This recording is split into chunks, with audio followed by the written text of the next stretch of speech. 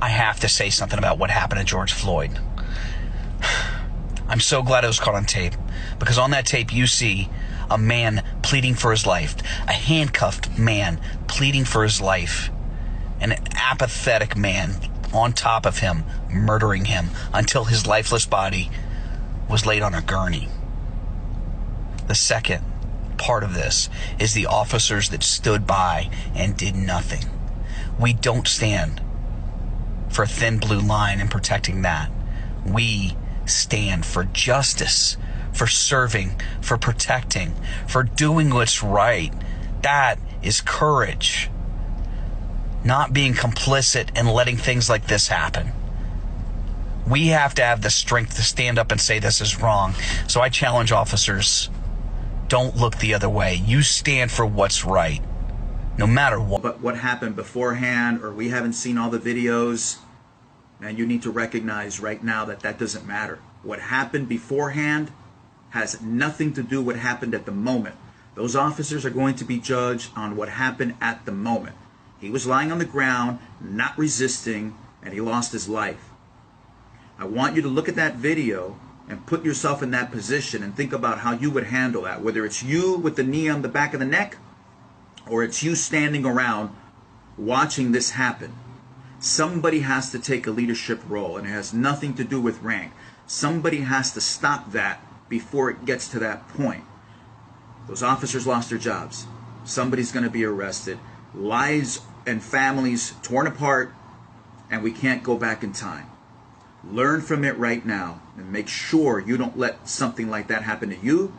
For 23 years. And watching the video of Mr. Floyd being pinned to the ground was one of the worst things I've seen. His fellow officers stood there. They did nothing.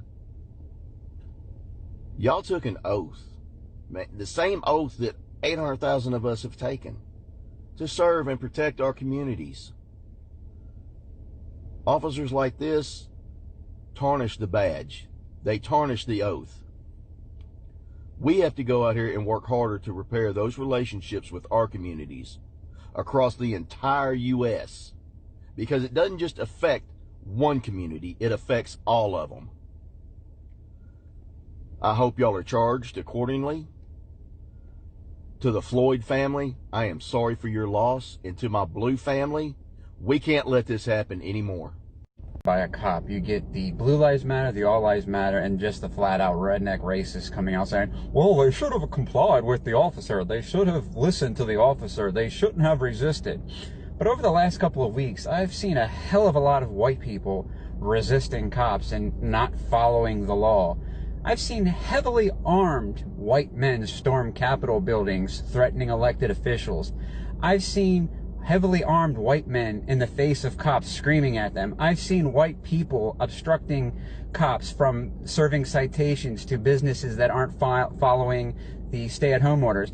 I've seen white people calling cops motherfuckers, bastards, sons of bitches, cocksuckers, all kinds of colorful names in the name of freedom. What happens to these white people? Not a goddamn thing. They might get arrested and put in the back of a car for 15 minutes. That is white privilege. And if you don't think it exists, you're a fucking idiot. Is going out to the Derek Chauvins of the world, the ones who murder black men, who think that they can do whatever they want and get away with it. You murdered that man. Plain and simple.